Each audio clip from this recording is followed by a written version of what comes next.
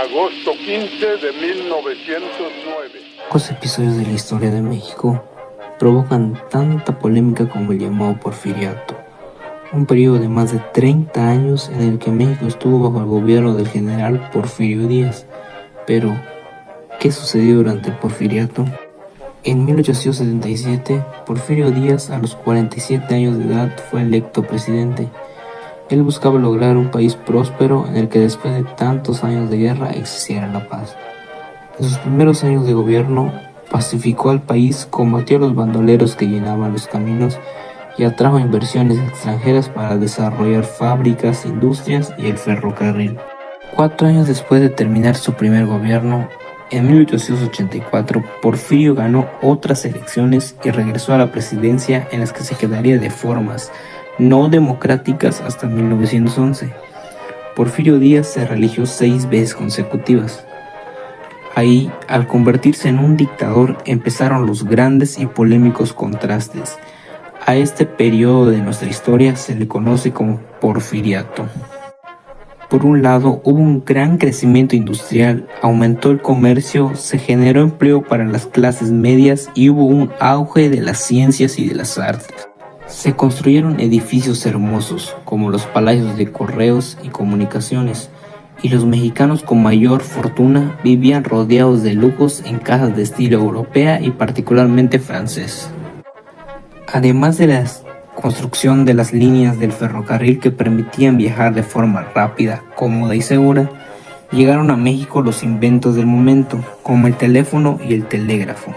Ahora el teléfono nos acompaña a donde vayamos, pero en aquel momento algunas casas lujosas de la época tenían un cuarto exclusivamente dedicado a este aparato, para poder llamar a alguien de forma cómoda y sin que otra persona los escuchara. La electricidad llegó a las ciudades por primera vez. Empezó a haber vida nocturna. Por ejemplo, pasear por la Alameda en el centro de la Ciudad de México. Se popularizó el uso de la fotografía y llegó el cinematógrafo, que filmó a Porfirio Díaz cabalgando en Chapultepec. Pero todo este progreso no era para todos. Más del 80% de la población vivía en la pobreza y no sabía leer ni escribir. Los campesinos tampoco estaban mejor, pues vivían bajo un sistema servidumbre. Es decir, llenos de deudas se contraían con sus propios patrones al comprar alimentos en las llamadas tiendas de raya de las haciendas. La vida de los obreros y los pobres en las ciudades era difícil. El trabajo era mal pagado y solo vivir costaba más de lo que la gran mayoría podía pagar. Todo esto provocó el estallido de huelgas, manifestaciones y alzamientos en contra de la injusticia de las condiciones laborales. Muchos de ellos fueron reprimidos con violencia. Por otra parte, cada vez eran más personas las que pedían elecciones libres y que Porfirio Díaz ya no se quedara más años en la presidencia. Los efectos negativos del Porfiriato eran evidentes. En 1910, cuando el gobierno celebraba los 100 años de la independencia de México, con desfiles, fiestas, banquetes y hermosos edificios, el pueblo se preparaba para terminar con los abusos del gobierno, dando inicio a la revolución. Ahora que hemos visto cómo Porfirio Díaz pasó al lugar más alto de la política mexicana, en la que se quedó por 30 años, ¿qué crees que fue lo mejor y lo peor que hizo? Si Adelita se fuera con otro, la seguiría. En 1908 se tuvo en México la traducción de una entrevista que Porfirio Díaz le consiguió a Leis para la revista. En ella el dictador aseguró que no tenía intenciones de contender por la presidencia de 1910. Incluso afirmó que vería con agrado la aparición de un partido opositor siempre que la contienda política se mantuviera en las causas legales. La declaración de Díaz fomentó los surgidos de opositores políticos, a lo que los científicos, el grupo privilegio de del Regio desde Cahuila, Francisco y Madero, miembro de una de las familias más prósperas del estado, escribió el libro de la sucesión presidencial de 1910, donde escribió que el carácter pretoriano del gobierno de Díaz, la falta de libertades políticos y la represión social utilizada para reprimir las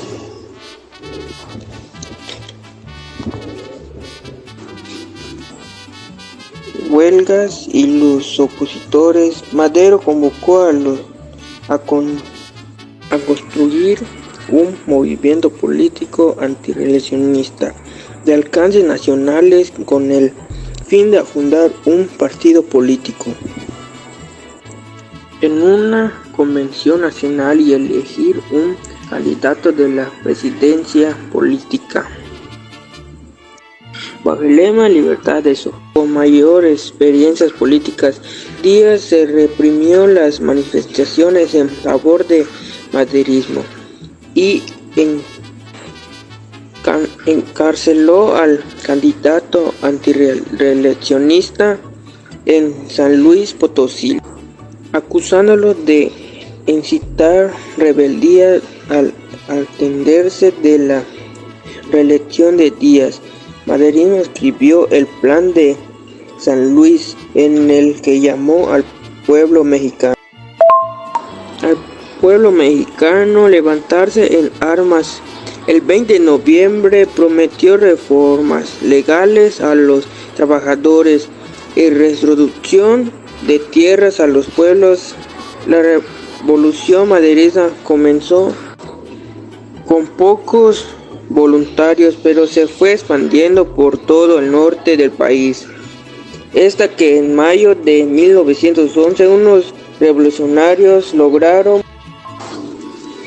tomar Ciudad Juárez, victoria quien obligó a Porfirio Díaz a firmar los contratos de Ciudad Juárez. Díaz presentó su renuncia al Congreso y se marchó a Francia. El 7 de junio de 1911, Madero hizo su entrada a la Ciudad de México. Madero no tomó el poder inmediato, aceptó el interinato de Francisco de las Barras y inició a las tropas del ejército. Esta última medida provocó desavenencia con los revolucionarios, quien elegía llevar a cabo